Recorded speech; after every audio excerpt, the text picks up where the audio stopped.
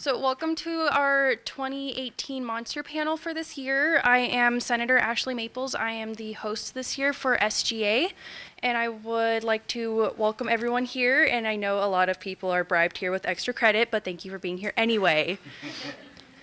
So for our first speaker, that would be me. I am going to pull that up right now. Give me half a minute. Okay, so how many of you people here know what cryptozoology is? Yay, people actually raised their hands.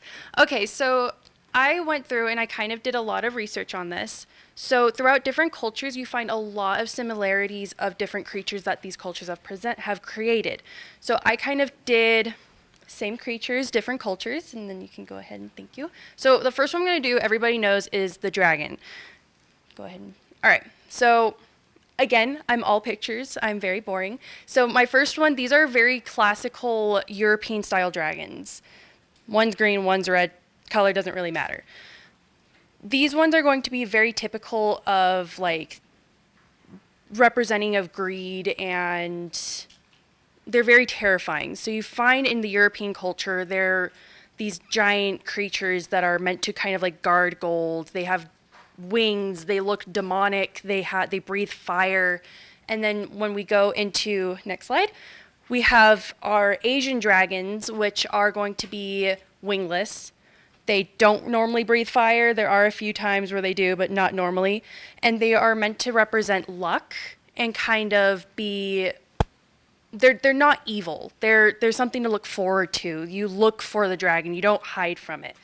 There actually is a lot of different dragons that I'm not even going to get close to talking about, but European versus Asian is some of like the biggest controversies because of the fact that they are so different. You have, again, these are something that you look forward to. These are something that represent luck. In Chinese culture, they actually are their gods, and they represent the royalty of the country at the time.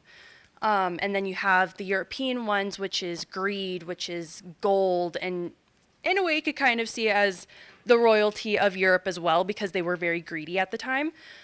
But again, it's something that not very many people notice. It's the dual nature of how did so many different cultures get very similar yet different creations of this monster, which is what we all come to know as the dragon. So for my next one, everybody loves mermaids, right? Raise your hand. Okay, good. I made a good topic. Yay. So once again, mermaids you find in almost every single culture. These are some examples of three different countries that you find that has a mermaid in its lure. In Scotland, you have the Silkie, which is a mermaid that looks more like a siren, but the legend has it is that she turns herself into a seal and then sheds her seal skin to kind of like bask in the sun. And if you steal her skin, she's yours forever type of thing. So you have the Scotland Silkie. In Greece, I'm not even going to try and pronounce its name because it's ridiculous. But in Greece, you have like the sirens. You have the typical water nymphs, which are going to be more along the lines of the typical mermaids you find in everyday culture. And then in Europe, you have the very pleasant mermaids that don't try to kill you. They try and whisk you away like the Little Mermaid. So they all, once again, are very similar creatures, but the thing is that they are all very different. You have the Silkie, and then you have these two other mermaids, which are all very different. You have the Silkie, which is just kind of like, I'm here, not much going on.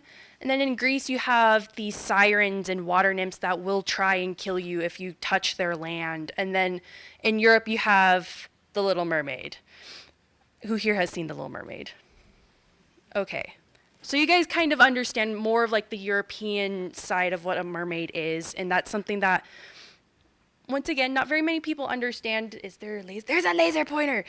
So the Silkie, again, you can kind of see the little seal. There's so many different things that not very many of us understand is how did so many of these creatures come to fruition when there isn't very much that connects them in the time period.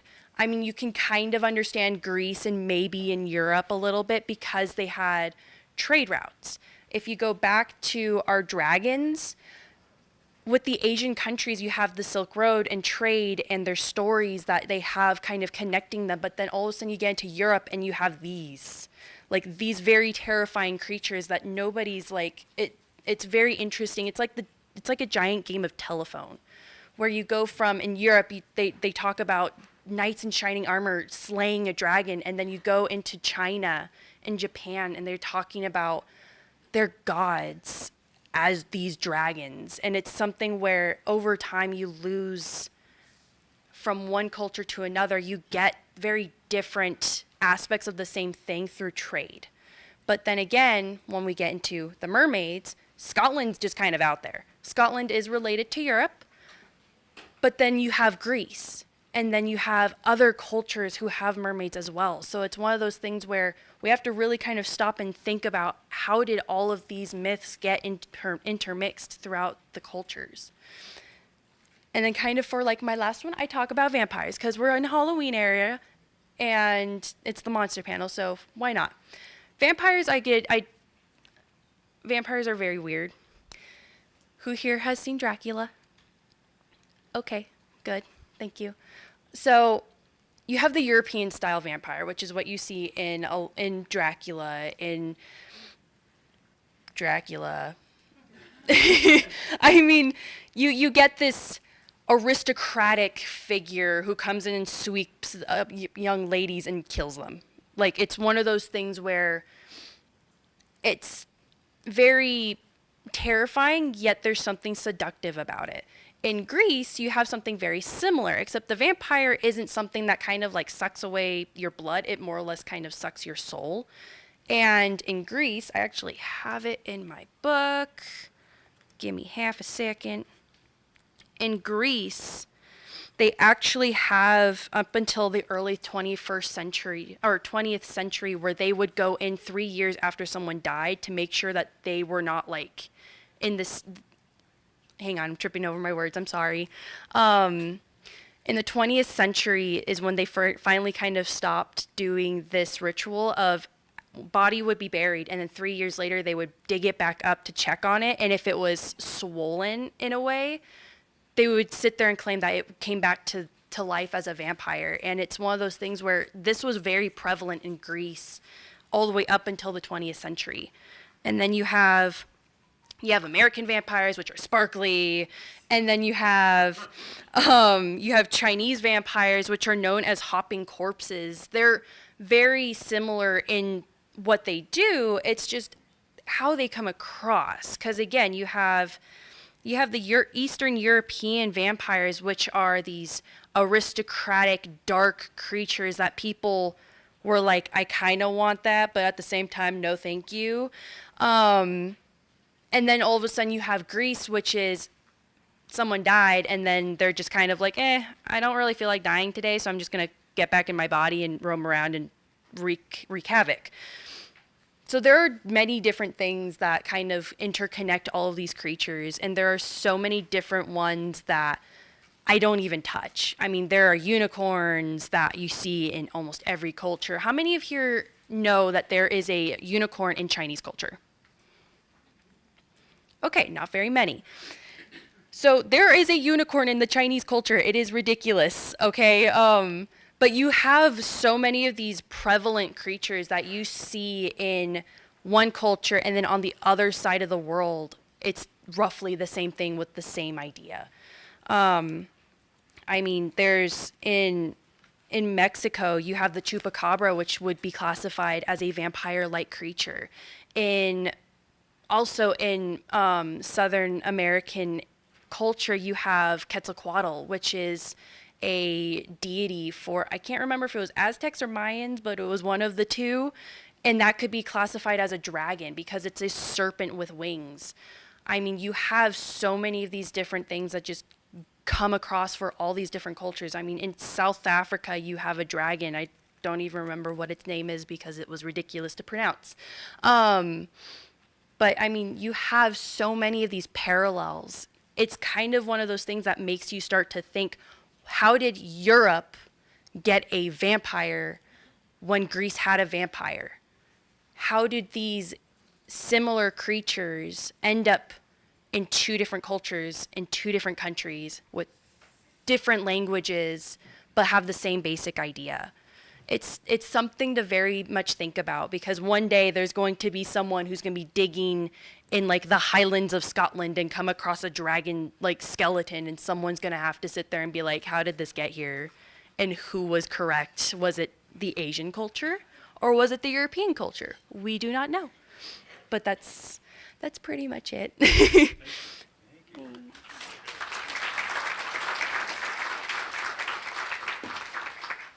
So up next, we do have Professor Navarro, who is doing her presentation on Monstrous Cures for Sinful Sexual Appetites. Please enjoy. Hello, I'm glad I could make somebody laugh already, because that was my goal too. I have a couple of objectives from this presentation.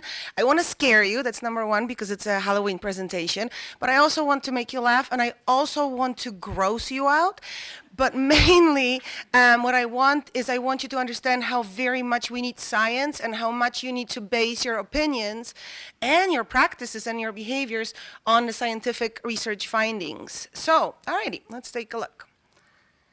Sexual science, or the lack of thereof. So sexual science is also known as sexology or sexuology. And it's a very, very young science. Up until roughly 100, 150 years ago, we based everything that we know about sex, or we thought we knew about sex, on religion and rumor. Right? So obviously, we were deep in the dark forest with the knowledge pertaining to human sexuality. However, let's start positively. I want to tell you about actually a very interesting myth. It's a myth coming from ancient Greece. And the myth is pertaining to homosexuality. So ancient Greeks believed that people, the very first humans, were very strange creatures, meaning they had two sets of everything, right? But they were growing so powerful that at one point gods got really upset with them, not upset, maybe jealous with them, and they have stricken them with lightning and divided each and every human, or the primal human, into two halves. And ever since then, every half is looking for the other half. So every spirit that has entered the humans that we know of as now is looking for its other half. Sometimes the other half is female or the same sex. Sometimes the other half is of the opposite sex. If it's of the same sex, then obviously it's homosexuality. So that was the pretty part, but let's move on to the not so pretty part. A lot of religions, oh, I just saw my students. A lot of religions, mainly the monotheistic religions. Do we know what monotheistic religions are? Anybody? What is a monotheistic religion? One God. So number one, God, and not only God, but just one God, right? So all of the scratch that, not all. Most of the monotheistic religions, they believe that sex is something to be done in order to procreate. They believe that sex done in a recreational way, for a pleasureful way, is something that separates people from worshiping the God and from the spiritual side. So they put the idea of sexual shame on people, which we know now is very unhealthy, but you have to take my class to know why. So let's take a look at masturbation. So masturbation, Christianity, for example, Christianity has this duality, the split between mind and the body. So mind is supposed to be this pure, God-devoted, religion-devoted part of ourselves, while body is this is mirrored in evil pleasures and dirties, so to speak, for lack of a better term. So masturbation, again, since it takes away your attention from worshiping God and it focuses on your pleasure rather than pleasuring the God, is something that is not necessarily advised or actually prohibited by many religions, or put many negative sanctions are put on people who masturbate. However, before we start talking a little bit more about masturbation, I want to discuss the onanism. So it's a myth, not myth necessarily. However, it's a story coming from the Bible. For a story talking about the marriage that traditional marriage that was practiced.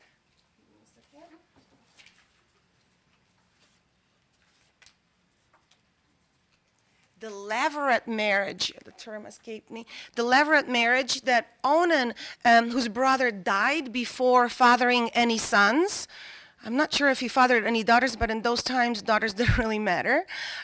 So before fathering any sons, he died. Hence, Onan was forced into this levirate marriage that is still practiced in certain cultures, meaning that he had to marry the wife of his brother, the widow, and he had to father children. By children, I mean sons, obviously. He had to father sons with her. However, had he fathered those sons would have inherited everything on especially the firstborn son would inherit everything that this family had, that this family owned. So Onan, instead of, as you can see on these pictures, instead of ejaculating and impregnating the widow, he pulled out, practiced so-called coitus interruptus, and he spilled the semen on the floor. So in our reality, it is not illustrating the act of masturbation, but it's actually illustrating the act of coitus interruptus. How do we call it in English? Pulling out. There you go. If you didn't know, I would have told you to sign up for my class. There you go. So it's a misnomer to a certain extent, right? But it is a term that is used as well. So, in social sciences, we have this theory that I personally am a big fan of, and it's very important in social sciences. It's called the sapphire and whorf hypothesis. It comes actually from linguistics, and it talks about how language not only reflects what we see, but also causes us to see certain things. So, doesn't just report, but creates our reality. This being said, this is a very basic description of the sapphire and whorf thesis. Self-rape. I was born and I grew up in Poland, and in Poland, whenever I was growing up at least, the term for masturbation is translated into self-rape. I'll let it sit for a second.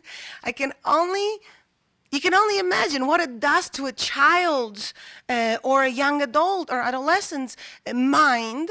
How much of a guilt does it instill, and how much of a terrible feeling does a person have if they engage in masturbation? And guess what? Majority of us do.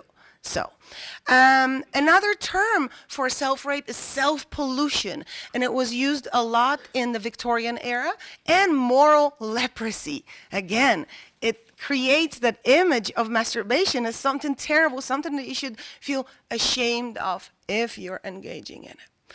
Social construction of deviance. That means social construction of many things is what we discuss in my classes, and the concept of social construction is that it's created in the opposite to a biological or natural construct. Many things we take for granted. We think that they are just, they were just made that way. Women enjoy cooking. No, let me tell you that.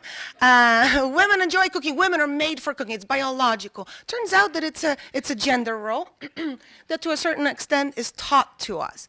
The same thing with deviance. Masturbation, that we consider a normal sexual expression these days, used to be considered a mental disorder. In other words, you could be locked up, and a lot of people were locked up for masturbation. The superintendent of the Massachusetts State Lunatic Asylum reported in 1848 that full 32% of his patients have gone insane from self-pollution. Right? And it was believed, it was considered to be scientific, somewhat scientific, right? So finally we have sexology, the science of sexology. One of the first people who we consider the father of sexology was Richard von Krafft-Ebing. He lived in the Victorian era, obviously, and he studied pathological sexuality. He studied about 200 cases of various examples of what he considered pathological. Pathological meaning abnormal, right? Something that is wrong.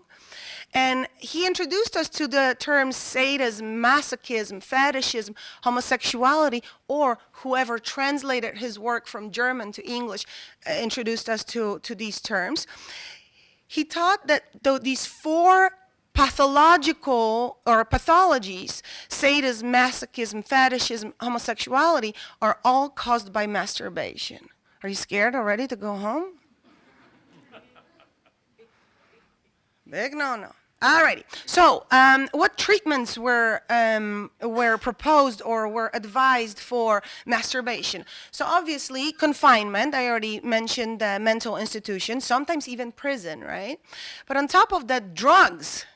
The favorite one that I found, sedative, opium mixed into a brandy cocktail. So yeah, I bet you that will work, right? That will work. Do not try it at home, children. I strongly. So not only brandy, but opium. Woohoo.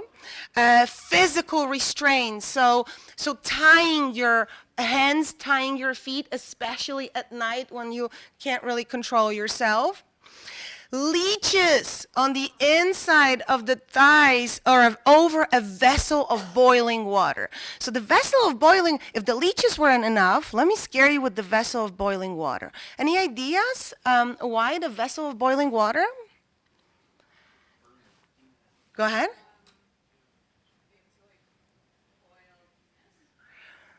Maybe. This is even better. It's even better. Okay, I pointed to him first. Holy water? No, it wasn't holy water, but it was steaming water. Renee? Is it to make the leeches crawl up your thighs? No, because once they are attached, they stay there. The water won't change anything. But what's going to happen, once they swell, once they're done, right, the leeches disattach. But once they disattach and there's steam coming up, the wounds won't close. So it's going to keep bleeding even after the leeches are done. Right? So that's a good one. All right. Oh, I'm just warming up. Blistering or scalding the penis or the perineum. So I brought something. This is a mask for my class, right? My students know what I'm talking about. So my students, do we remember what the perineum is?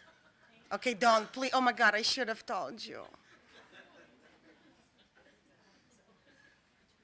Perineum is the area actually between the, women have perineum too, it's between the genitals and the anus, right? So it was burning basically here or the penis itself. Alrighty.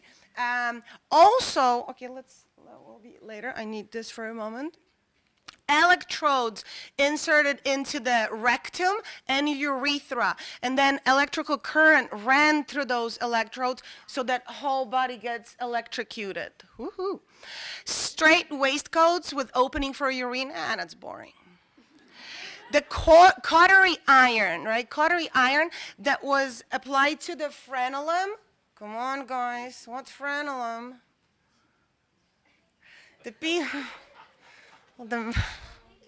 Okay, sorry. Skin between, connecting the corona to the shaft, right? The piece of skin connecting the corona to the shaft.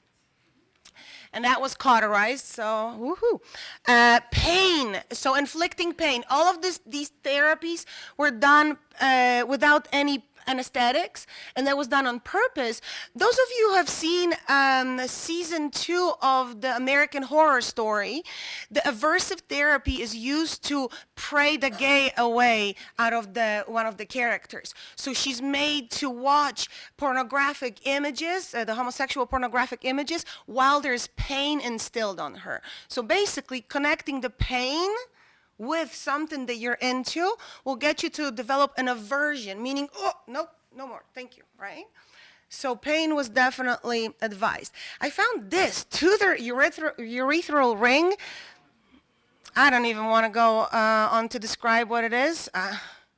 I'll leave it to your imagination. Alrighty, tying restraints or bells on the penis so that whenever the nocturnal erection happens, the male gets awakened, right? So the bell rings or it hurts. Infibulation, I'm not gonna pick on you guys anymore, so don't worry, but we did, oh, jeez. Okay, infibulation. Isn't that when they sew it together? Sew what together? Yeah, so they sew so-called prepuce or foreskin. They put foreskin over the shaft or over the glans of the penis, and they sew it or pierce it, right, to prevent erections. So that's fun. Circumcision. Fun fact. The reason why circumcision is so popular in the United States, it's not because of our cultural appreciation for Jewish minority or what. No, it's to prevent masturbation. So those of you who are I'm going to leave it there. So, and again, preferably with no anesthetics, right? Because you want that aversion created. Sexual organs mean pain. And this fella comes up now. Anybody knows who this is? Does he look familiar? Santa Claus? Go ahead. No, but he does look similar to Sigmund Freud. You're right. We will get to Sigmund Freud in a second. I know time is, oh God. So Sigmund Freud, no, this is actually Kellogg, Dr. Kellogg, the Kellogg cornflakes. So he was an avid anti-masturbator. He was an avid anti-sexual being. He never slept with his wife, not even shared a bed with his wife. He believed that masturbation is the root of all evil, sex is the root of all evil, and you can cure it by eating cereal. So, how many of you like spicy food? Yeah, according to Kellogg, you're all prone to masturbating. So thank you. Alrighty, treatments for females. Okay, let's move on to the female. Cauterization of the clitoris, or in all reality, since clitoris, the majority of the clitoris is inside of the body, so in all reality, it was the cauterization of Renee. The glands, the clitoral glands, so the external part of the clitoris. Blistering of the inner thighs and vulva. Vulva is the external part, usually called vagina, but in all reality it's vulva. Carbolic acid, it's a caustic solution that causes damage to the skin. Clitorectomy was already mentioned, meaning removal of the glands of clitoris. And ovariotomy, this is a tough one to pronounce, removal of perfectly healthy ovaries from females and young girls. Done? Off the stage? Okay, I'm almost done. Okay, so this is something that I found also very interesting. This is a report from cauterization or burning of a vulva and clitoris of a 9-year-old girl who was accused of excessive masturbation. Both her and her sister were excessive masturbators, and this doctor, believe it or not, trained in Paris, very well-known medical school of his days, this is what he was doing. This is just the beginning of what he was doing to both her and her sister. Nocturnal emissions, another fun thing. In other words, wet dreams that Christians believed are caused by the incubus. Do you know the band Incubus, right? So that would be the singular of incubi or succubi, creatures, mystical creatures that come and have sex with you at night. And if you have a wet dream, you are accused of sodomy or witchcraft. Hence again, woohoo, let's burn you. This is the old school nocturnal emission things to prevent, but this is something you can buy on Amazon today. I'm not advertising that you do, by all means, actually quite opposite. I was just amazed that... With stripes? Yeah, I guess so you can, no, because here, that's a cage, it's called a cage, so the urine can flow, but it prevents the erection, right? All right, chastity belt. Also, you think about Middle Ages. Well, this is what you can buy on Amazon today for both males and females. Alrighty, last, go ahead. How much? Okay. No, they're not anal beads. Right here, this is for the scrotum. Oh, right here, yes, they are. Yes. They wouldn't be considered anal beads because anal beads would go, take my class. We'll discuss it in details. But good eye, wow, good eye. Alrighty, so Victorian era sexology. In the Victorian era, people believed, and it was still kind of leftovers from ancient times, that women suffer from so-called hysteria. Hysteria meaning the migration of uterus through a woman's body. This is not so long ago, by the way, guys. The uterus migrates through a woman's body, causing her to be talkative, moody, how about just normal, right? And it was cured. It was cured by bringing women to so-called hysterical peroxide, meaning orgasm. But since women were not considered sexual beings in these days, it kind of didn't put two and two together, right? But women would go to see doctors, and doctors would manually bring them to cure, right? But it was sometimes very time-consuming.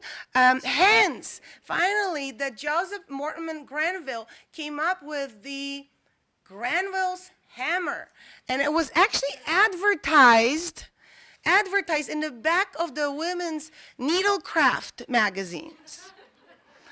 By 1917, there were more vibrators in homes than electric toasters. The vibrator was designed roughly 7 years before vacuum cleaner. So priorities, clearly priorities. 10 years before iron, electric iron. Women had their hands full, clearly. So it was a driving force behind the creation of a small electric motor. This being said, so this is great. However, then comes Freud. And Freud puts a stall on the development of vibrators because he comes with the psychosis and neurosis, conflict of sexual and sexual nature, and the need for psychoanalysis rather than bringing women to orgasm. Okay, what about now though? So all those things seem to be things from the past, but yeah, still these days we have vaginal steaming. No, huge no-no, but women encourage one another. Even what's her name? Gwyneth Paltrow, right? She popularized it.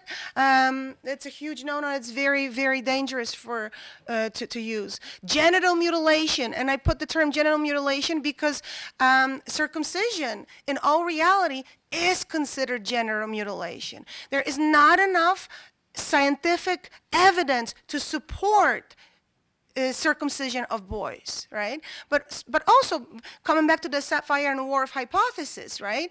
The word you use causes you to see certain things in a certain way. If you call something genital mutilation, oh, have you genitally mutilated your children already? Oh, I don't do that. Have you circumcised your son? Oh yeah, last year. Yeah, absolutely. Right? Does that make sense? So we generally mutilate boys, we generally mutilate girls. Another form of genital mutilation would be vaginal rejuvenation. There's very little cases, very few cases of the need for vaginal rejuvenation. Intimate cleansers and refreshers, big no-no. Douches, again, science says no, yet we still use them. All right, thank you very much. Happy Hallows Eve, and take my class. Sorry I took a little longer. Nice props. So up next we do have Professor Santos. and he's going to be presenting Ghosts and Hauntings in Reno. Good afternoon. My name's Laure'L Santos. I work down at the Edison campus. I actually teach machining. So glad to be up here. So I have to speak by the microphone, so I guess they're filming us. So I'll have to stay here, but I'll try to point out some things on the screen here. So first of all, I'd like to ask you, how many people believe in ghosts in here? Anybody? Wow. How many people have actually seen a ghost? How many people have heard a ghost? Wow. That's pretty cool. So we're going to talk about this, talk about some ghosts and hauntings in Reno. So we're going to talk about a few places, UNR in different places, and even this place right here. So we're going to go through this, and if you have any questions at the end, I'll be happy to answer them. So here we go. So I'm going to talk about Ghosts of Lincoln Hall at UNR. Does anybody know where Lincoln Hall is? Have you seen that building before? Has anybody ever been in there before? So yeah, it's kind of a neat old building. It actually still exists. The photo over there on the left is when it was built around 1900. Virginia Street is just to the left of it there, and this is what it looks like today. Lincoln Hall was just actually closed down as a residence hall a few years ago, and because of seismology issues, and so they're going to turn into office buildings. So they're going to put administration in there. So a pretty neat little place. So I have a little story about Lincoln Hall here. So one afternoon, a student at UNR was taking a nap at Lincoln Hall, and he woke up to see a man sitting at his desk. He was wearing a gray-colored clothes and had an old-fashioned hat. The student thought it was his roommate and asked him why he was dressed up that way. As the man started to turn around to the student, he vanished. And that student was actually me. So believe it or not. And my students everybody asked me, well, what were you smoking? What were you drinking that day? And I don't drink and I don't smoke. So anyway, it's kind of interesting. I was sitting there. It was about 1 in the afternoon. We had bunk beds, and I opened my eyes up. And about from here and about a couple feet away, there was a man sitting there. He was turned sideways, kind of hunched over, had all these gray clothes on, had this hat on. It kind of looked like a Civil War type uniform. And I thought it was my roommate. I said, hey, Mark. I said, why are you dressed that way? And just then, as the guy kind of started turning to look at me, he just vanished.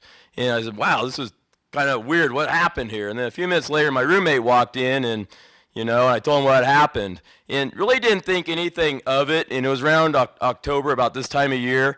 And about a week later, UNR Sagebrush, there's a newspaper down that came out with an article about the ghosts of UNR. And I started reading this, and lo and behold, there's a story about the ghosts at Lincoln Hall. So I started reading this, and my hair kind of stood up on end after I read this, because I'll tell you in a minute who he was. His name was James Champagne. And who was James Champagne? He was a student at UNR in 1906, so this is going back, quite a while, 110, 112 years ago. And according to some accounts, he was up around the second or third floor, and he was cleaning his gun. Some accounts say he actually tried to kill himself. Needless to say, the gun went off. I believe it hit him in his stomach area. They brought him downstairs to the first floor where I lived, and he passed away in the vicinity where my room actually was. And there's been a lot of other occurrences happening in Lincoln Hall. Somewhere I read that it's one of the only documented ghost stories at UNR. I've never been able to find what documentation that is to this day. But one account I read in another Sagebrush is they had a haunted house down in the basement of Lincoln Hall, and a photographer went down. She was doing video photography, and every time she tried to turn on her camera, it would go off. All electronics wouldn't work down there. There was all kinds of weird stuff happening in there. And I was talking to some employees from UNR TMCC about this, a couple days ago, telling them I was doing this story. And I was talking to a guy who used to work at UNR, and he knew the police down there. He said when the police would do rounds at night around Lincoln Hall, they would see all kinds of strange things in the windows and hear noises and all kinds of stuff. So I don't know. I don't know what it was. To this day, I'm kind of mystified as to what I saw. But what's interesting about Mr. Champagne was I went to the yearbook to see if I could find a picture of him to see if this was actually the man I saw. And lo and behold, 1906, what happened in San Francisco? Does anybody know? Earthquake. So what happened is they had sent all the yearbooks over there right before the earthquake, and the building to which these yearbooks were in actually was damaged and burned up during the earthquake. So there's actually no photographs of Mr. Champagne. To this day, I've never found one. He's buried in Genoa, just down south of Carson there, but I've never seen a picture of him. So it'd be interesting to see a picture of him, kind of see if that was the person that I saw. A lot more stories at UNR, but we got to move on. The Mackey School of Mines building, which is now the Mines Library, is another place that's supposed to be really haunted. A professor passed away up there, and there's an office, and they've kept it intact, and things move around and do all kinds of stuff up there. So a lot more stories. And another man also died in Lincoln Hall, supposedly. He took cyanide to kill himself, and it was a lot later than this individual. So who knows? But kind of interesting little story there about Mr. James Champagne. So I don't know if anybody was Lincoln Hall resident in here. Is anybody? So yeah, kind of a neat place. But so yeah. Now we're going to talk about ghosts at TMCC main campus. Can't do without this, right? So we're talking about this campus where we are right here. And I started talking to some employees that worked here a long time. And I talked to an individual that used to be here at night by himself, and especially over in Red Mountain. Red Mountain was the only building that used to be on this campus for quite a few years until they built these buildings over here. And it seems to be on the 4th floor of the Red Mountain building. Seems to be a lot of activity up there. And a lot of people at night who work here at night refuse to go up there. I didn't know it was this bad. And so I started talking to this individual, and he said they used to keep the cadavers up there. That's what they used to dissections for A&P. And he said one night he was here by himself, and he saw somebody walking down the hall. So he went up there to see who it was, and this individual went into an office, and he went to open the office, and nobody was in there. And I was talking, another instance, this person was in a room up there on the 4th floor, heard footsteps, and he went outside to see what it was, and he actually saw a shadow going by him. Turned, went in past him into this room and vanished in there. So I don't know. So if anybody has classes on the 4th floor or anything, you might keep your eyes open. So are these people ghosts? I don't know. I don't know what it is. Maybe people's imagination. This individual that told me this, he's a pretty credible person. So I tend to believe what he saw was probably pretty true on that one. So has anybody ever seen anything 4th floor here? Anybody? Do you even know that existed? Yeah. Keep your eyes. Everything goes to the 4th floor now, right? 3rd floor. Yeah. It is. Yeah, it's kind of odd up there. Yeah, I've taken classes and done things up there, but kind of strange. So this is where I actually teach over here at the Pennington Applied Technology Center. That's over off Edison Way down the east side of the airport. And I was talking to some people down there, and people said, oh, this place is haunted. And evidently there was a lady who worked in there, and she was an administrator, and she got cancer, and she was really ill. And nobody really knew that she was that sick. And she had an office down there. She ended up passing away not at TMCC, but at her house. But a lot of her belongings were in her office. And from what I understand from the stories is that as long as her belongings were in there, they'd lock her door at night. And in the morning, nobody'd be in there. And they'd come in, the door would be unlocked. And a few times the light was on. And this continued until they eventually removed her things from her office. And there was some other stories about doors opening and closing at night in there. And there was another individual who had an office next to some double doors. And he said at night, he did some work there at night, and he said, I think it was like 2 in the morning, these doors would start rattling, and nobody would be there. And they literally opened up into the parking lot, and with 40 feet each direction you can see. And he said he'd run out there, and there would be nobody. And one night, the police were even there, and I guess it happened when they were there, and they searched the whole building, nothing. They couldn't find anything there. So I have been in this building by myself at night, and it is kind of creepy. It's a big building, there's a lot of machinery in there, a lot of noises and things, but kind of interesting. And he said he used to hear doors open and shut, and nobody'd be in there. So kind of interesting story there. So those are the TMCC stories I have. So, and next thing I want to talk about is Sundance Bookstore. You guys ever been there? Sundance Bookstore? Yeah, kind of a neat old building in there, isn't it? So evidently, this house has a lot of history behind it. It goes way back and has a lot of different owners. And there's a lot of stories about this place. And this is one story that I found that the News Channel 8 ran in 2011. And around 2007, some people bought this place, and they're renovating it. And they're walking up the stairs. As they're walking up the stairs, there's actually a big staircase that goes up, and it has like a big open area up there. And they say as they're walking up these stairs, they heard some female voices up there, like little kids. And then when they started walking up, they heard like the people running up there. And when they got up there, there was nobody there. And so they're kind of mystified by that. And according to people who study ghosts and things, they've done some seances and whatever in there. And supposedly there's 3 children that live in there. One of them likes to run around. But I know other people that have worked in there, and especially up in the attic area and on the 2nd floor at night, and people just refuse to go in there. So I don't know. It's a neat old building. So if you go in Sundance Books, and who knows what you might see in there. So yeah, kind of cool. And this last one here I want to talk about, and a lot of people don't know about this, what happened in Reno. And this was in 1985, the Galaxy airline crash. I don't know if you ever heard of that, or people who lived here in Reno back then. But in 1985, there was an airplane that took off. They came in, and it was a group, I think they were from Chicago, and they took off from the Reno airport. It was about 11, 12 o'clock at night. They took off, and right when the plane took off, it started vibrating real violently, and the pilot thought that one of the propellers may have come off or something happened. So as the pilots were trying to figure out what happened, the plane basically stalled out, banked over to the right, and plowed into the intersection of Sierra Center and South Virginia Street. This is just south of Home Depot over there, where Target is, between those two buildings. That's where it came in. I have a picture of it here. And it was a really bad airplane crash, and it's still one of the worst ones in the United States to this day. And so what's interesting about this one is a lot of people who drive in that intersection see people walk in front of them, they'll slam on their brakes, and people will disappear. And a lot of people will see people wandering around over there, and then they kind of vanish. So kind of interesting. One of my students, we were talking about this morning, and one of my students said his mother actually witnessed something like this over there, and he was going to ask her tonight about it. And there were 70 people on this, 70 people that actually did not survive. There were 71 passengers. There was a 17-year-old that actually landed up in the middle of Virginia Street. He was strapped in his seat, and pretty much had some bumps and scratches, and that's all that happened to him. A couple other people survived the crash, but they later, a couple days later, actually died from their burns. So it was pretty devastating crash. And here's a picture of the crash scene. And there it is over on the left there. And that's Virginia Street running up on the left side up there, and that's the intersection, what it looks like today. So I remember when this happened, and the next day I actually drove by there. And I remember seeing all the burned out buildings and the remains of the airplane there. And right in front of there, it looks like the airplane, those are actually motorhomes. It hit a lot where they were selling campers and motorhomes. And the plane's just beyond it in the building there, what's left of it. And so it was a pretty devastating crash.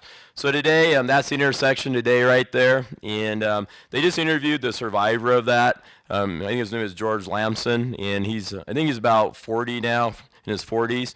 And he basically ended up where that sidewalk is going across on the bottom, right in his seat right there. And kind of interesting, and only survivor of that. So what's that? Yeah, I saw a story about him, and he moved away from Reno, and he recently moved back, and I think he's been in Reno about 10 years now.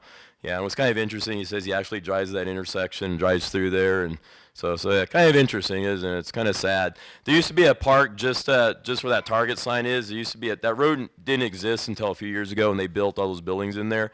But there used to be a park over there, and there was like a little memorial park in there. And there you could see there was a tree that was still burned from that wreck and some other stuff in there. And since then, it's all been built in. They put that little coffee shop in there and a few other things. And that building up there in the photo that actually exists is actually they moved it South Virginia Street. It's over there across from where the Scalari's Market is now. Used to be on South Virginia Street. I think it's a boat marine place.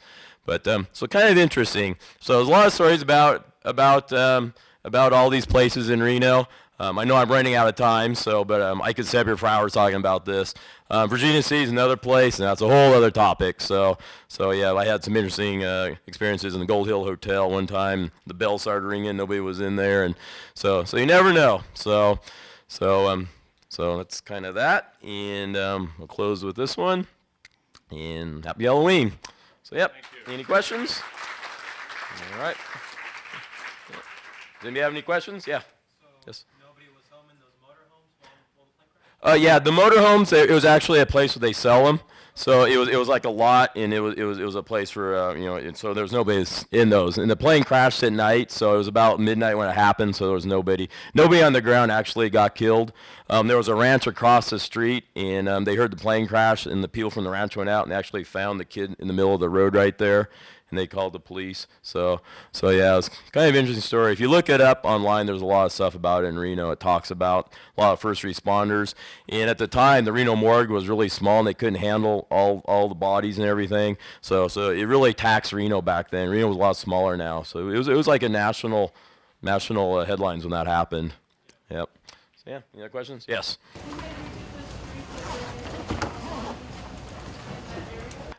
Yeah, believe it or not, they actually took the monument that was out, and it's at Rancho San Rafael Park right now. There's a labyrinth when you go in. There's a little labyrinth area right up when you come in the gate off of Sierra Street. It's right over there, and there's a monument with all the names of the people on it, and that's where they moved it. And that there is a vacant lot next door to it where it used to be, and it's nothing there today. Just kind of sad. Yep. Any other questions? All right, thank you.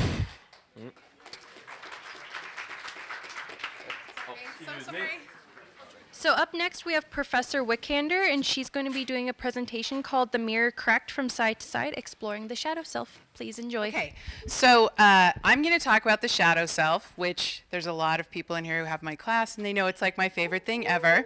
So one of the things, I started with this slide because this is the moment that I found out about the shadow self, even if I didn't actually realize it at the time because I was too young to realize that's what's happening. But yeah, this is a still from Twin Peaks, which my classes also know I'm obsessed with, and there's a sign. All right, I love this. Okay, so anyway, this is a topic that needs more than 15 minutes, but I have a history of doing things like that, so I'm going to try to crank through some of this material. And I want to talk about two things. I want to talk about the traditional shadow self, but then I actually want to talk about the shadow as villain monster. So the shadow, who knows about the shadow self? I think they're all my people. Yeah, okay. All right. So it's kind of this Jungian concept that has been broken down in a variety of ways. This is just kind of a quick description of that. And the shadow doesn't have to be dark. It doesn't have to be evil, but it does represent our darkest desires, sometimes our greatest fears and phobias. And one of the things to know about the shadow as a fear and phobia is that we tend to take that and put it onto others, so that we take the things we fear and turn others into monsters, whether they deserve to be and most likely don't deserve to be. So this shadow is kind of like this part of ourselves that we're not necessarily really good at recognizing and dealing with, but is such an integral component to so many of our fictional narratives. So I'm going to start with the traditional, and I'm going to go through these really fast because I want to get to the shadow as villain. But so there's a moment in Twin Peaks where Deputy Hawk explains the shadow, and he talks about the fact that there's this white and black lodge, and that in the moment of our death, basically our final test is to confront our shadow self, and that if we confront that self with imperfect courage, we basically are annihilated. So it's very much tied to kind of this metaphysical moment of death. And really, truly, when we talk about the shadow in narrative and film and television, it's really about that journey, just not necessarily with death. So it's how are we confronting the shadow every day? And most narratives, I shouldn't say most, but a lot of narratives are really about your shadow self and you coming to terms with that. And one of the best examples is from The Empire Strikes Back. The whole arc from Star Wars Empire to Return of the Jedi is about Luke confronting his shadow. It's not really about Luke fighting Darth Vader. It's about Luke realizing what his deepest fears are. And in Empire, he goes into that cave and he thinks he's going in there to confront Darth Vader, but he's not. He's confronting that which he fears the most, and that is him becoming Vader, him taking on that shadow, and losing anything good and light within himself. Another example, one of my favorite examples, is the conversation that Smeagol has with himself as Gollum, and that is the shadow and the self having a conversation. And of course, the tragedy of Smeagol is that he momentarily overcomes that shadow, and then again, in that moment of fear and paranoia and insecurity, Gollum takes back control, and Smeagol is lost forever. And then lastly, I wanted to give you an example that wasn't from an epic fantasy, and that is Jax Teller. I put that in there just for you, Gio. Or as I like to call him, Hamlet, because that's Hamlet. But this is very much the entire arc of Sons of Anarchy is Jax fighting his shadow self, and can he overcome that?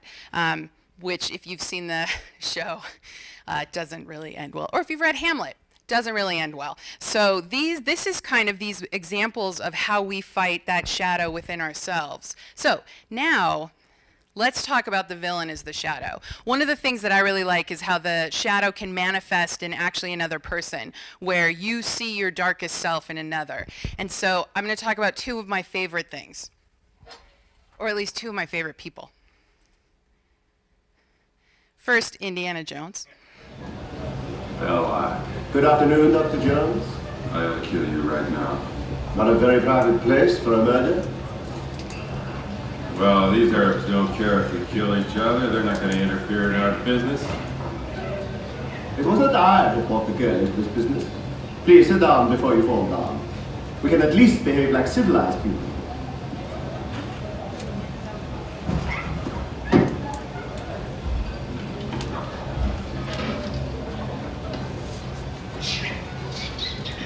I see your taste in friends remains consistent.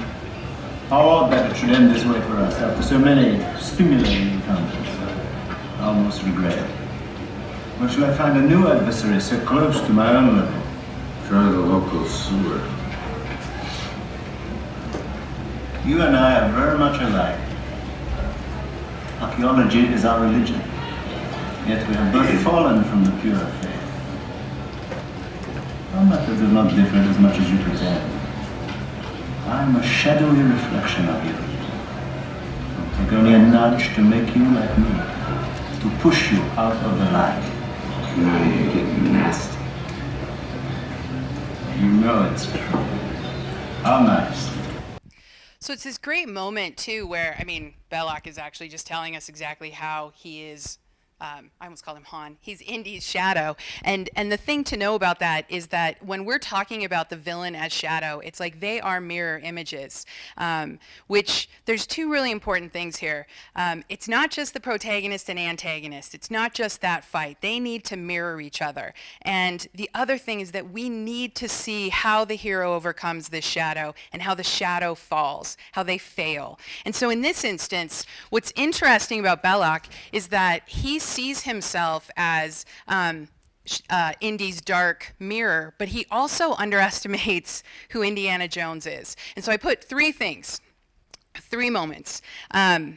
He tells him that we've left the rules of archaeology behind. He's yoking them together, right? But what he's ignoring is that while Belloc is in it for profit, Indy is always like, it belongs in a museum. He's still thinking about society, community. He might not follow the rules of archaeology exactly, but he's still doing the right thing. And then the great scene where Indy's going to blow up the Ark. And this is a great thing about the shadow villain, is that they understand, in this case, truly understands the hero, so that Belloc is like, yeah, blow it up, man, that's fine, it's cool, because he knows he's not going to do it. And so he underestimates, Indy underestimates Belloc in that Belloc actually knows him. But then, so you have this moment of failure, right? Because Indy can't blow up the Ark because of what it represents and for his own curiosity. But then you get the ending with Indy saying to Marion, like, don't look at it, shut your eyes. Don't look at it no matter what happens. And that's this brilliant moment of Belloc's hubris, his excessive pride, and then Indy basically understanding the Ark. And so the drive in Belloc overtakes any reason. So he might have similar conceits to Indy, but at the end of the day, he is willing to test it all because he wants that power. He wants to win. He wants to see what's in the Ark. And Indy knows what it means. He's using reason. He knows the power. He respects the power. He respects the Ark, and he respects knowledge, which Belloc really doesn't. And so, of course, well, if you've seen Raiders, doesn't end well for the bad guys, which is good, because it shouldn't. And then, I know I'm crushing through this, but I want to make sure we get to this. Because what's a conversation without Harrison Ford and Captain America? So we don't have a mirror in the same way here. We still have a mirror, but not in the same way. Because Indy and Belloc are very much mirrors, and Belloc is really kind of this shadowy figure who underestimates Indy's moral core. But here we have two warriors created from a super serum. And you have this conversation, and I'm going MCU with this, not the comic books. So you have this conversation between Steve and Dr. Erskine, which I think is probably one of the most popular scenes from First Avenger, where he's actually explaining that in this obsession with power, they came to Erskine. They wanted his work. He would not give it to him. They forced him to do it. And he's talking about where this comes from, what was driving Red Skull to actually want to drive Schmidt to actually want this serum. And he's highlighting the fact that, I mean, this is all about power. This is about becoming a god. And that's so significant, because what you have here is someone who, you know, they talk about the fact that it's amplifying everything bad in Red Skull. But this, historically, this idea of Hitler seeking out objects of power is true. They had a whole, like, department for these objects of power. Hitler wanted them because he felt that if he could get the objects of power, then people would have to see him as a messiah. The people underneath him, Goering, Goebbels, they believed in it. They believed in the supernatural power. They wanted that supernatural power. That's translated into Red Skull. And he doesn't want that supernatural power for any good means, obviously. He wants to rule everyone. And that comes through definitely in the film. But what we have is this, you know, scenario in which Red Skull is amplified with the serum, and then... That's why you were chosen. Because a strong man who has known power all his life may lose respect for that power. But a weak man knows the value of strength and knows compassion. Thanks. I think.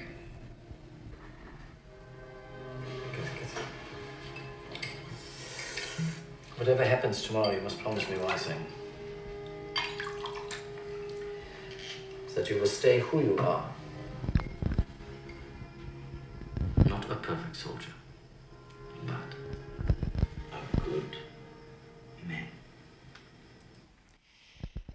So in that moment too, if we're looking at the shadow and the hero, we're talking about the strength of the hero is that they can look in the mirror and see what they could have become, but they don't. They don't make that choice. They stay on the right path. Whereas the villain looks in the mirror and can't see why that reflection doesn't change with it. And so Belloc can't understand at the end of the day that Indy doesn't have that core of negativity that he has, of evil. And Red Skull suffers from the same problem. So you have a character who can't understand why Cap has any light in him at all. He can't understand why, when given this power, he still embraces humanity. When he wants to just destroy everything, he's so driven by that. He can only understand the shadow. He's driven by the shadow. And you have this other thing, which I think is one of my favorite things about the villain in the shadow, and that is that the villain becomes infuriated by the hero. He's made insecure by the hero. Red Skull hates the fact that Steve Rogers is a nobody. Hates it. Because he wants to be a god. He wants to be a messiah. And here you have this kid, right? I mean, he's not a kid, but you know, here you have this kid who's like, yeah, I'm just a kid from Brooklyn. I'm nobody. And that means the common man can be a hero, and he hates that, which is fabulous. So he can't understand how a common man can have that power, and that when he's given that power, he doesn't become a bad guy. He can't understand that he can still care about humanity. And it's like, how dare he still have this power and have heart and be a hero. Red Skull is all shadow. He can't see that light. There is no hope for that. And I want to end with one thing. So this is a quote from Ursula K. Le Guin's The Child in the Shadow, and she talks about this idea of making evil a problem instead of actually talking about what it is. And I think when you look at Red Skull versus Steve Rogers, it's that Red Skull looks at his power and his desire to be a messiah, and he sees the pain and the suffering and the waste and the loss and the injustice, and he thinks from his position of power and privilege that he's been done wrong, that he's entitled to be a god, that he deserves to be a god because he's Red Skull and he has this, and it's what he's entitled to. And Steve Rogers, he sees the pain and the suffering and the waste and the loss. I mean, the beginning of First Avenger is all about what Steve has lost. His whole heroism is about what Steve has lost.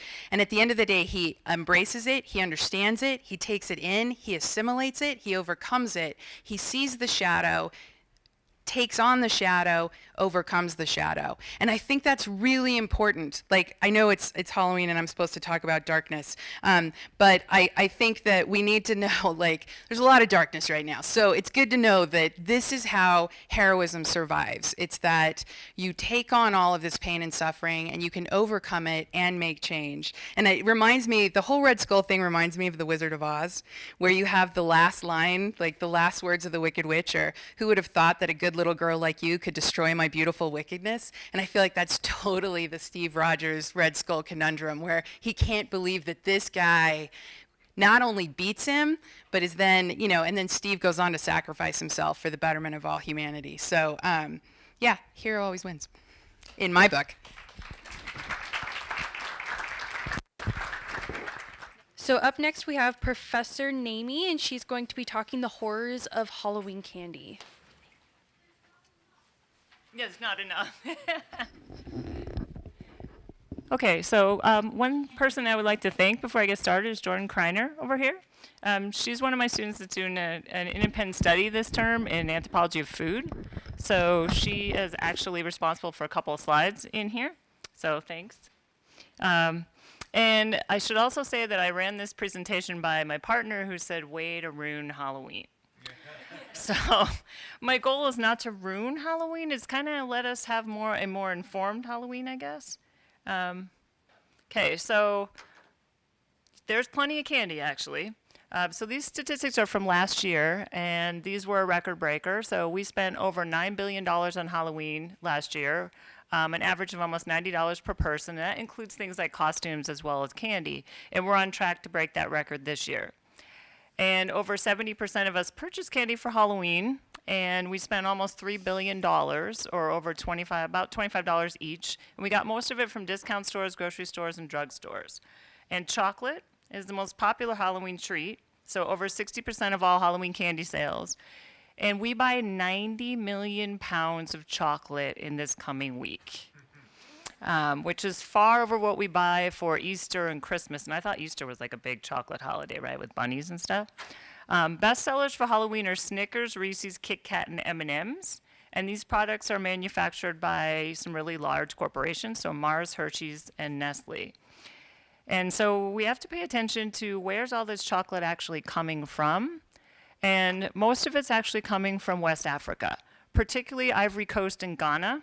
So about 70% of the world's supply comes from there. It's called cacao. So these pods that you see that this little boy is carrying on his head, you break those open, there are beans inside. They have to be dried, processed, ground up, and that's what chocolate comes from. These are very small farms. And chocolate or cacao is grown exclusively for export, which means if you're doing that, you're cash cropping. So you're not actually growing food to feed your family. You're growing a crop, whether that's coffee or chocolate or bananas or whatever it is, that you have to make sure gets to market and sells to then get money to actually buy whatever food is in the local area to feed your family. And so most of these are small scale operations, and they make less than $2 a day. And that's not per individual, that's for the entire family. So they don't get very much money for this product. It's also really, really labor intensive. So cacao is actually, it's not indigenous to this area. It's actually indigenous to Latin America, but it was brought to the West Africa by European traders who turned that into kind of the chocolate production part of the world. But these cacao plants have to be pruned, and they have to be weeded, and they have to be grafted. Things have to be picked by hand, so small children are going up the trees, they're using machetes, they're getting those pods down. They carry them in large part on their heads. You can see a small boy, lots of weight on his head, not doing great things for his spine. And working conditions are miserable. It's hot, it's humid. There's a lot of insects. These are jungle areas, tropical areas, insects that carry disease. There are snakes, there's scorpions. So it's not any kind of a picnic. And most of the work is actually accomplished by child labor.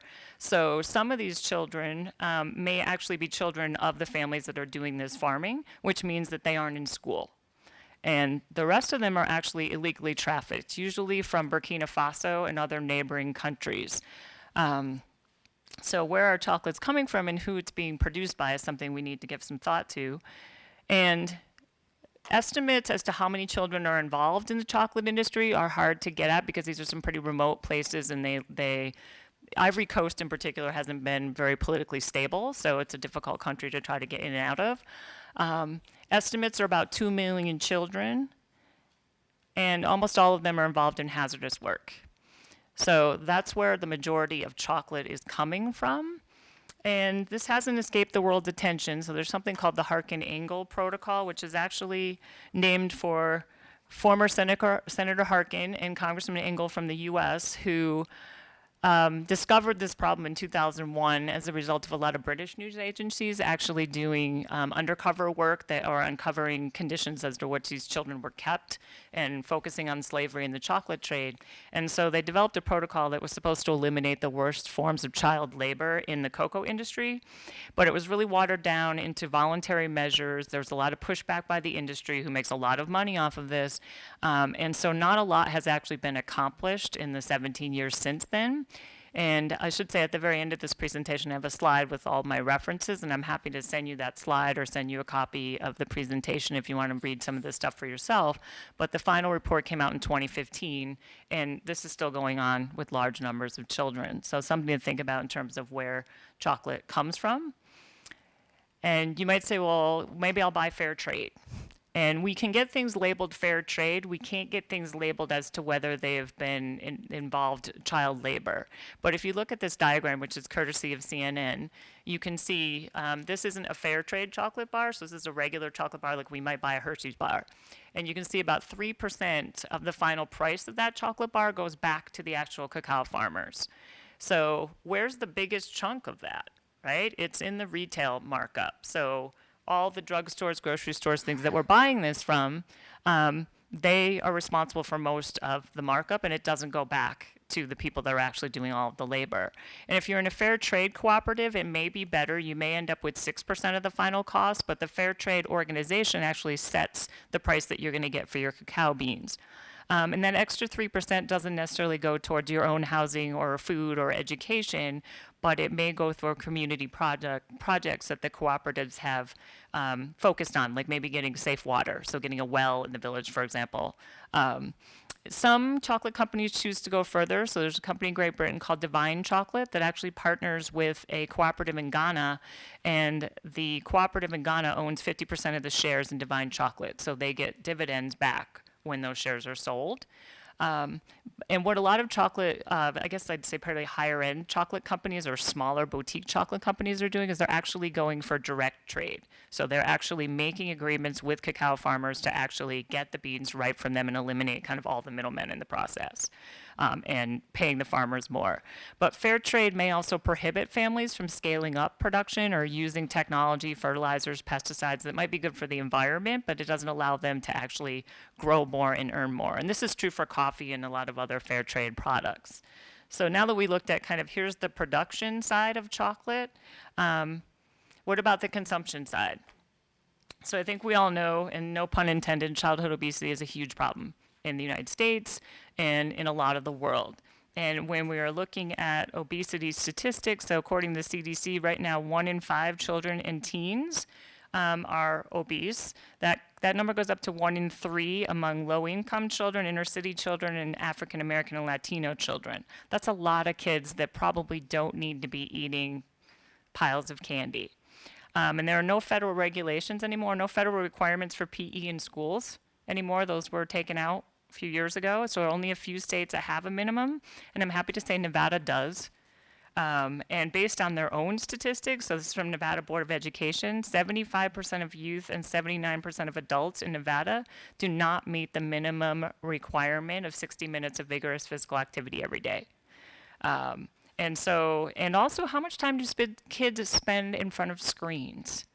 So some of that's for schoolwork. I know from talking to my nieces and my nephew that they, as young as 4th grade, they had to have a flash drive, they had to submit work online, they had to have access to the internet, laptops, all of that. But some of it's video games, some of it's television, some of it's playing on social media, some of it's on their cell phones.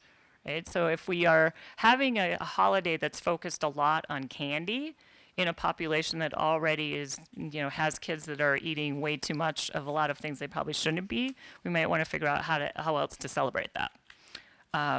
Also, sugar's bad for your bones.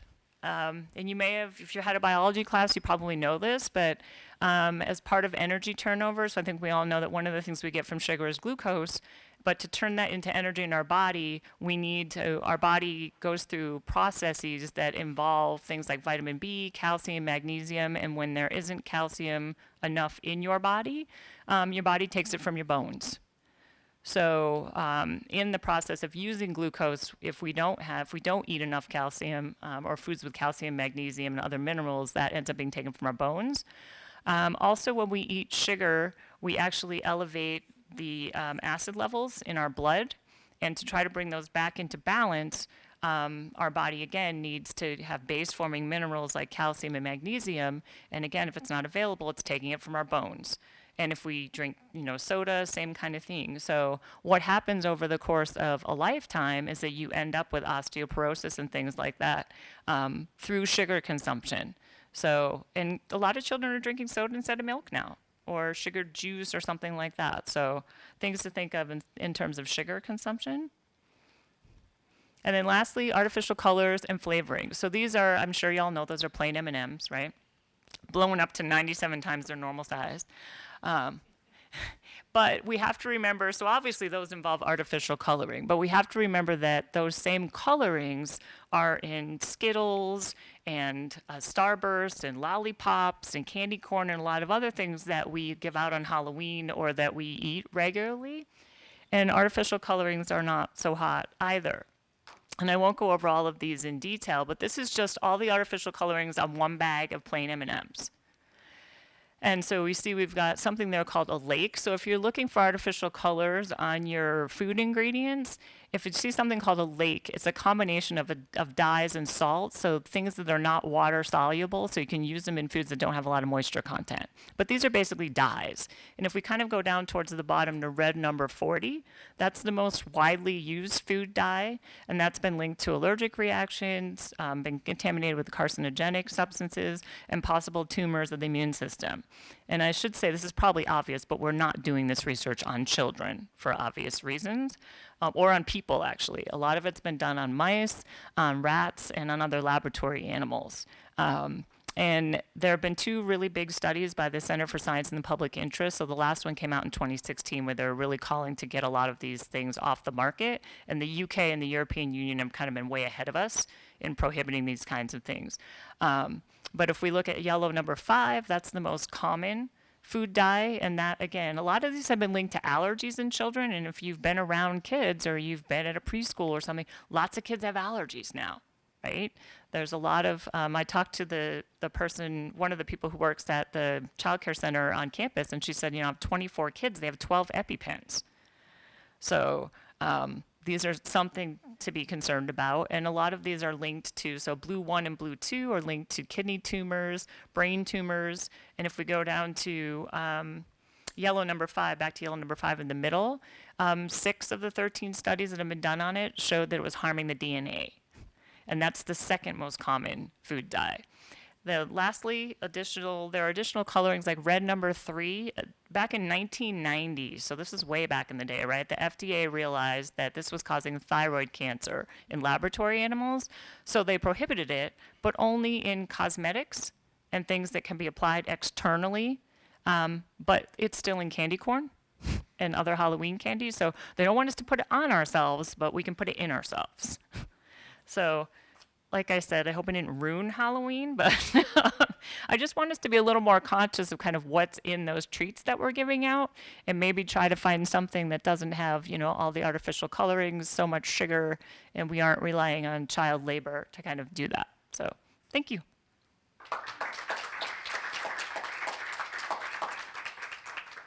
We have Professor Mitchell, and he's going to teach us how to create a zombie. Right. So, how to create a zombie? Well, I'll be the first to admit this is just kind of a grab to go ahead and grab your attention. Can't really create them. But the question then becomes, are zombies real? Yes and no. Okay? Yes and no. So, they're not necessarily real in this sense, like we're all used to. But they are real because Mother Nature can be really cruel sometimes in this sense. And so that's what I want to talk about today. This is known, right, as a zombie fungus. And so the best way to actually take a look at this is a wonderful video that I kind of grew up with. These bullet ants are showing some worrying symptoms. Spores from a parasitic fungus called cordyceps have infiltrated their bodies and their minds.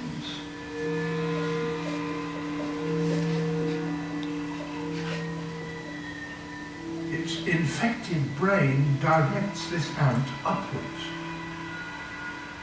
Then, utterly disorientated, it grips a stem with its mandibles.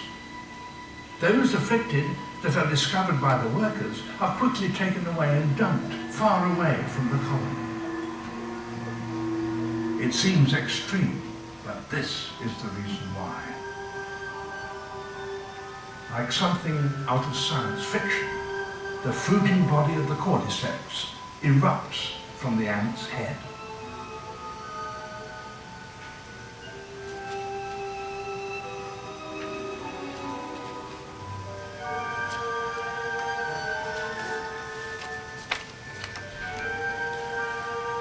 It can take 3 weeks to grow, and when finished, the deadly spores will burst from its tip. Then, any ant in the vicinity will be in serious risk of death. The fungus is so virulent, it can wipe out whole colonies of ants. And it's not just ants that fall victim to this killer. There are literally thousands of different types of cordyceps fungi, and remarkably, each specializes on just one species.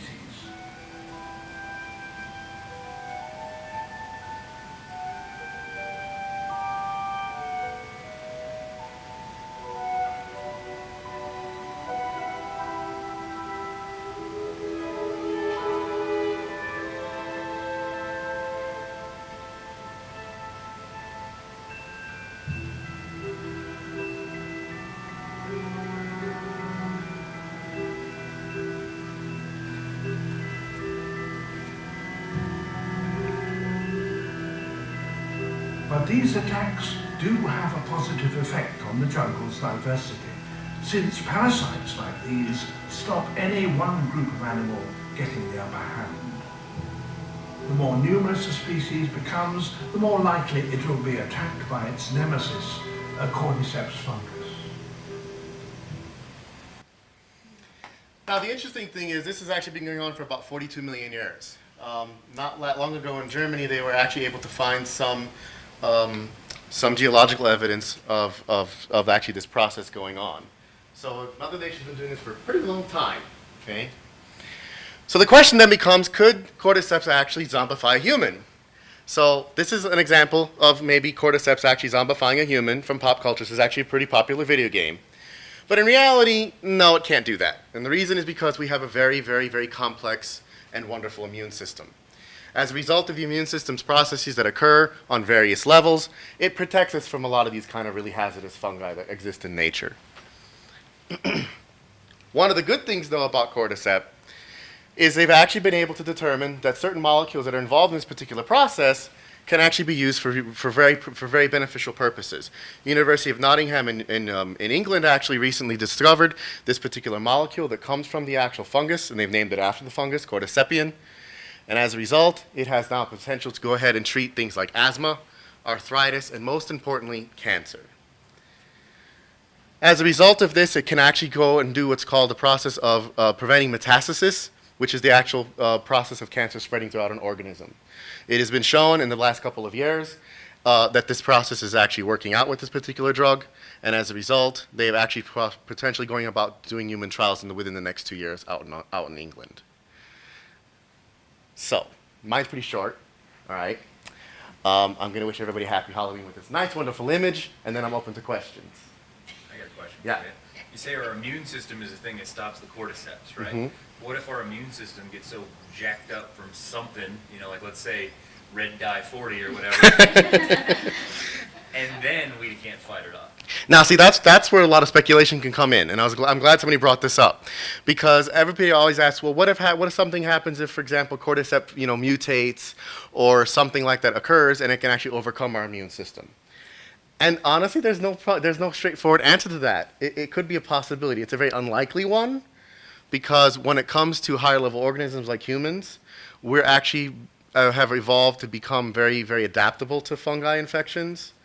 More than likely, the more likely culprit that could do something like that would be a virus. But even then, it would only affect a small amount of people if it could ever do something like that. So the idea of creating a zombie is still very, very much in the realm of science fiction. Any other questions? All right, happy Halloween. So up next we have Professor DeFilippis, and she's going to be talking about the origins and purpose of the death dance. Please enjoy. Okay, so I don't use microphones. I'm Dayna DeFilippis. I'm the full-time dance instructor here at TMCC. And now let's talk about dancing and death. Woo! Dancing and death, or the Danse Macabre. So, art throughout history has always been a reflection of what people in society are thinking and talking about, or maybe not talking about, depending on what the topic is. And so one of the reasons why Halloween and the background of Halloween in its many shapes and forms across many cultures in the world is still celebrated and popular today is because as a people we have this fascination with things that we're not supposed to talk about, things that are slightly scary, things that might be evil, right? Things that are unknown, the macabre, and death is part of that. And as an art form, dance has been used to talk about and deal with death throughout time.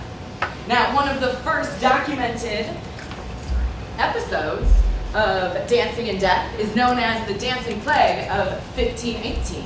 That started in Strasbourg, which at the time was part of the Holy Roman Empire. Now, at this time, Frau Trophea was afflicted with some disease that made her dance uncontrollably all throughout the streets in Strasbourg. Now, this is not dancing in the typical form of what you might think of on TV or in the concert form. But Frau Trophea was afflicted with the uncontrollable urge to twirl and shake and twitch all throughout town from morning to night. She did this for a week straight before finally dropping dead of exhaustion. Now, within several weeks, there were many more people afflicted with this same uncontrollable dancing disease. By the end of several months later, over 400 people in Strasbourg had just dropped dead. And nobody knew why. Some townspeople at the time even brought in professional dancers and musicians and set up a stage, thinking that official dancing and theater and music would just shake the spell out of these people, that they were possessed by something.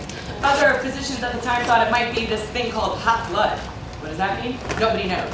And even still today, no one is sure what the background of the dancing plague is.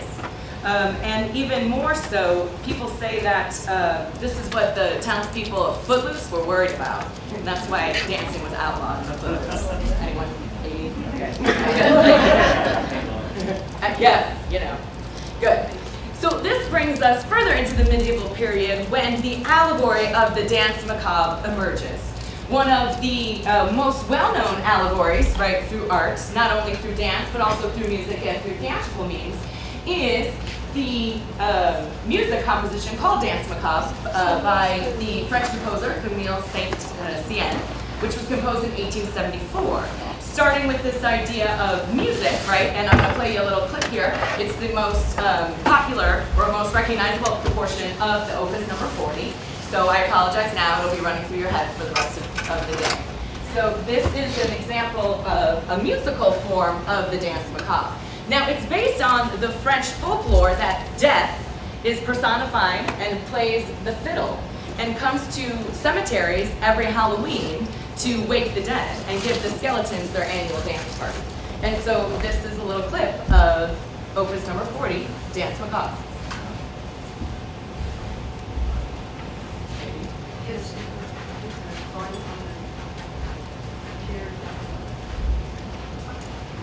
Down here.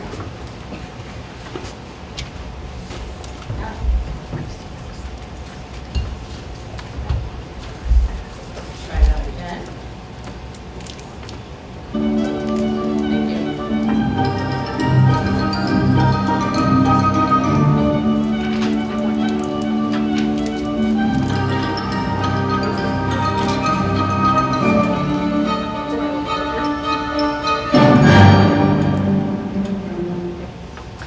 biggest themes that Danse Macabre in general, as an allegory, as an artistic allegory, is dealing with is the fact that death is an equalizer, and death will come for everyone at some point. You cannot escape, death.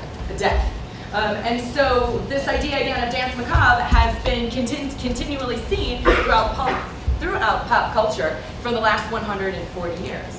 So another more contemporary example of Danse Macabre is from the 1939 French film Rules of the Game. Now at the time this was very controversial because of its subject matter, all right, and because of the scene portraying death and dancing skeletons.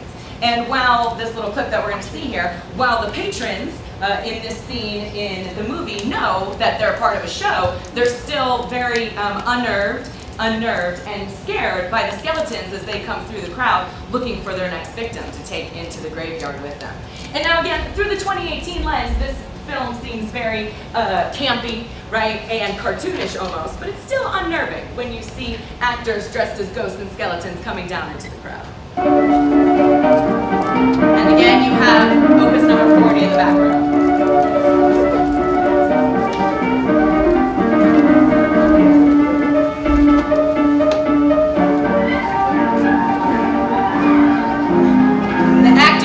On top of it.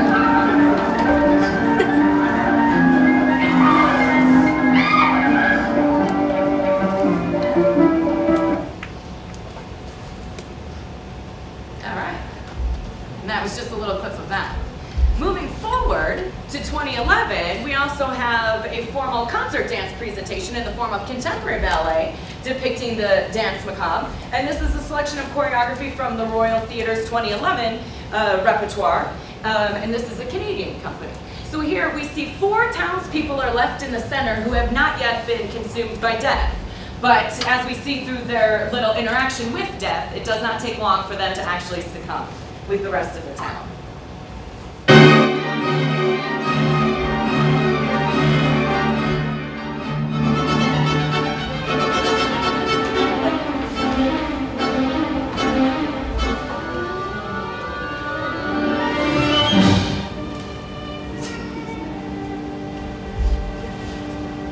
Of course, we have dancing skeletons, the already consumed town, and death is taking another victim right here.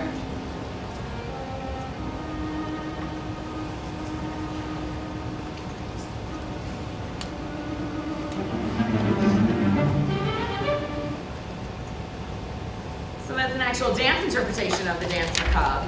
And the pop culture references don't stop there. And they don't always have to be totally serious or cartoonish either.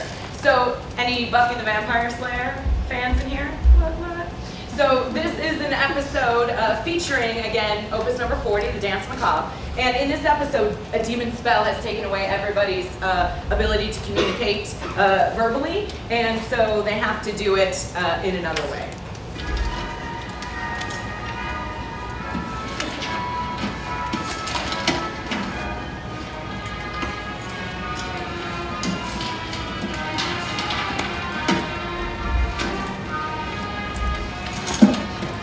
Yep, Willow's the smart one. You know, Xander, don't be an idiot. Yeah. So even Buffy can't get away from the Danse Macabre. Now, most cultures have some form of a Halloween event or something surrounding this idea of Halloween, the Day of the Dead. And the main purpose is to ward off evil spirits. One example of this is the bear dance from Romania, in which every year to celebrate the new year, village people go out and dance and sing in a parade-like fashion with real bears, yikes, and then in other costumes, right, depicting bears and other animals. And it's to ward off evil spirits so that they have a happy and successful new year. So here's a quick little clip of what the bear dance looks like in Romania.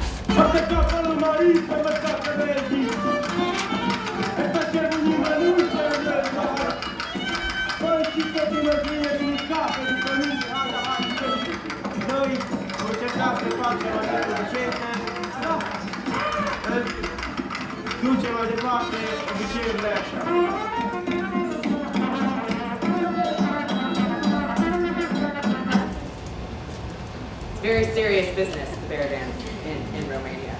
Now, pop culture is still producing Halloween-themed dances and other artistic things, other artistic elements and endeavors. From Michael Jackson's Thriller, which, you know, it can't be Halloween without hearing that at least a million times on the radio, right? Throughout the month of October, right? To that weird pumpkin-head dancing dude from America's Got Talent. Did anybody watch that, right? So Halloween is seeping in everywhere. One fun, interesting video that I found in the course of my research is from a Vietnamese dancing crew called YG Lovers. And for whatever reason, nothing says Halloween like dancing dead clowns. So here we go.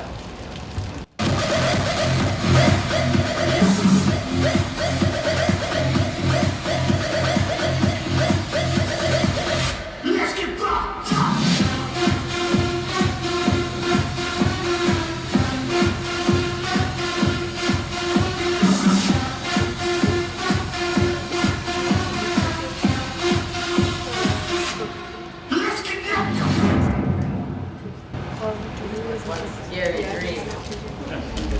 So however you package it, whether it's from primitive man and trying to deal with death and despair and the plague, all the way through pop culture, you can't escape dancing and death. Thank you very much.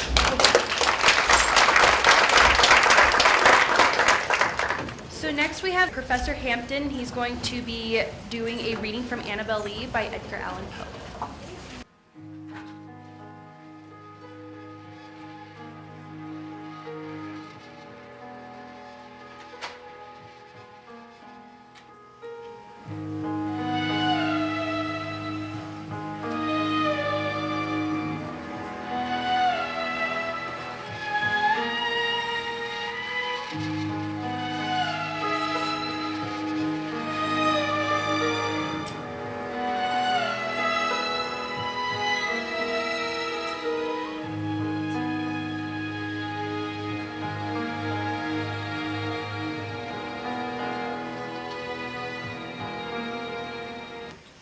Okay, I'm going to stop it there. We all know where that's from, or many of us do. What's it from? Anyone? Dexter. It's the final little bit, and it's very haunting music, is it not? It has a certain sadness, like I don't know, the death of a child, something like that. I'll dispense with the mask, but masks are a very important part of Halloween, are they not? This is from Venice. It's Pantalone. It's painted in gold. But if you want to go and wear your costumes, you can go to Venice and dress up as much as you will. But what I came here to do was a simple performance of Edgar Allan Poe. I mean, would anything about horror be complete without Edgar Allan Poe? I think not. So what I'm going to do is read to you one of his shorter poems. I could read The Raven, but that's way too long. It is too long. So I'm reading a short one, and it's called Annabelle Lee. I'm going to read it, and then just do a very brief analysis of it, and then read it again. Okay? So that's how this is going to work, and then that'll be it. He thought that the death of innocence, especially young female innocence, his wife died, I think, at the age of 20, of tuberculosis. It seems as though a really powerful kind of tuberculosis came through America in the early part of the 19th century and stayed all the way through into the 20th century until a remedy was found for it. So they had some trouble on their hands. Keats died of it, and Edgar Allan Poe's very young wife died of it. And so, and this is about a death, although not necessarily by way of tuberculosis. I can tell from personal experience, by the way, that the death of anyone young is a terrible thing. From my working in the emergency room, we've had deaths of 2 7-year-olds. Both of them just ate too fast. And if there's and when one just put that hot dog right down their trachea, and love or money could not get that out, and the child died. And then the other one was someone powered down some pizza way too deep and choked and gagged and died. But the whole ER was just destroyed. Yeah, everyone's weeping. You just can't. The parents are there. You know, their kid was. They were just feeding them pizza. Now they're dead. You can only imagine how terrible it is. How really terrible it is. Beyond horror. Horror is a joke compared to something like that. But we'll move on and see about Annabelle Lee. So I will give it to you. Annabelle Lee by Edgar Allan Poe. It was many and many a year ago, in a kingdom by the sea, that a maiden there lived whom you may know by the name of Annabelle Lee. And this maiden, she lived with no other thought than to love and be loved by me. I was a child, and she was a child in this kingdom by the sea. But we loved with a love that was more than love, I and my Annabelle Lee. With a love that the winged seraphs of heaven coveted her and me. And this was the reason that long ago, in this kingdom by the sea, a wind blew out of a cloud, chilling my beautiful Annabelle Lee. So that her highborn kinsman came and bore her away from me to shut her up in a sepulchre in this kingdom by the sea. The angels, not half so happy in heaven, went envying her and me. Yes, that was the reason, as all men know, in this kingdom by the sea, that the wind came out of the cloud by night, chilling and killing my Annabelle Lee. But our love, it was stronger by far than the love of those who were older than we, of many far wiser than we. And neither the angels in heaven above, nor the demons down under the sea, can ever dissever my soul from the soul of the beautiful Annabelle Lee. For the moon never beams without bringing me dreams of the beautiful Annabelle Lee. And the stars never rise, but I feel the bright eyes of the beautiful Annabelle Lee. And so, all the night tide, I lie down by the side of my darling, my life and my bride, in her sepulchre there by the sea, in her tomb by the sounding sea. So what happens there at the end? Something very strange. You can interpret it a couple of ways, actually. What happens there at the end? Please. Is it pulling like a Romeo and Juliet thing? Yeah, kind of like every night he goes from, down there to the sepulcher. Her bodies were left to molder and eventually reduced down to bones. That's often they were transported to ossuaries after that. That's a place to put bones. They have a lot of them in any kind of area where there's a lot of people dying. But he's going down there with his bride who's decaying, like Mrs. Havisham's birthday cake, and lays down by her side every night. So there's a peculiarness there, don't you think? Yeah, she's moldering in her wedding dress, perhaps, or you can sense her in some beautiful dress, and he's laying there clutching to her as she continues to molder away. There's a couple of phrases in here that you may not know. There's the winged seraphs. What are they? Yeah, it's an order of angels. It's the highest order of angels, the seraphim.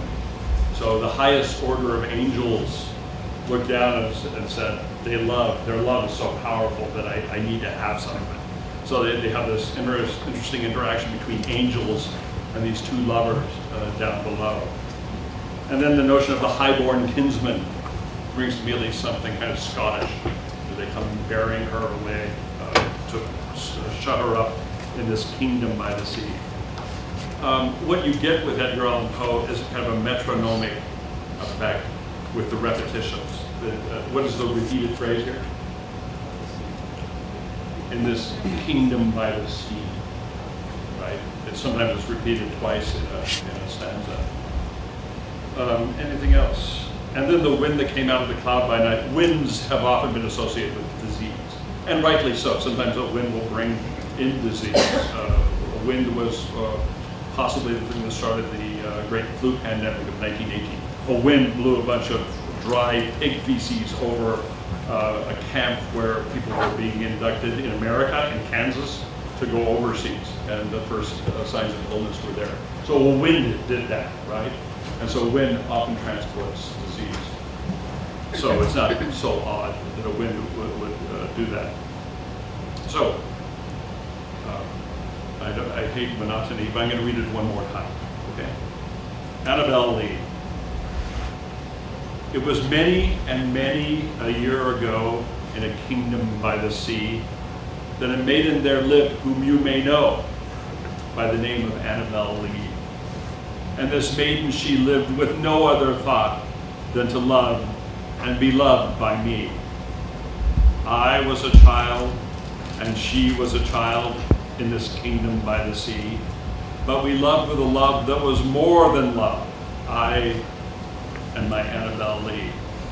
With a love that the winged seraphs of heaven coveted her and me. And this was the reason that long ago, in this kingdom by the sea, a wind blew out of a cloud, chilling my beautiful Annabelle Lee, so that her highborn kinsman came and bore her away from me to shut her up in a sepulchre in this kingdom by the sea. The angels, not half so happy in heaven, went envying her and me. Yes, that was the reason, as all men know in this kingdom by the sea, that the wind came out of the cloud by night, chilling and killing my Annabelle Lee. But our love, it was stronger by far than the love of those who were older than we, of many far wiser than we. And neither the angels in heaven above, nor the demons down under the sea, can ever dissever my soul from the soul of the beautiful Annabelle Lee. For the moon never beams without bringing me dreams of the beautiful Annabelle Lee. And the stars never rise, but I feel the bright eyes of the beautiful Annabelle Lee. And so, all the night tide, I lie down by the side of my darling, my life and my bride, in her sepulchre there by the sea, in her tomb by the sounding sea. So, that's it.